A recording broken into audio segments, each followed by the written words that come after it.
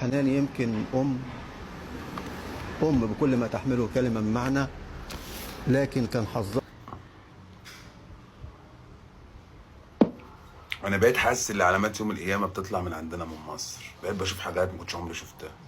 بس اقول لك على حاجه، لا، هي العيب مش على مرات ابنها، العيب على ابنها ذات نفسه. عشان لما كان اتجوزها كانوا لهم رقم واحد في حياتي، شبشب امه بالدنيا وما فيها، كانتش عمرها تعمل كده. انما هي ما بتحبش جوزها ولا محترمه جوزها في غياب. واحد زي ده حلال اللي هو ينزل يسحلها قدام الناس بحالها عشان ما تبتدي على امه.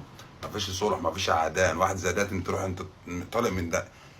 انا يوم ما يحصل معايا حاجه زي ده عليا النعمه. انا عمري ما مدد على مره انا اسوحها في قلب الشارع. امي ضمك يالا. هو ايه اللي جرى؟ ما تقولوش بحبها وما اقدرش اعيش من غيرها، لا، هي مش بست بتاع يعني.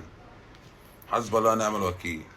حسب الله ونعم الوكيل في كل واحده، وفي كل واحد بيفرط في امه ولا بيسيب امه كده. جنة تحت رجل الامهات.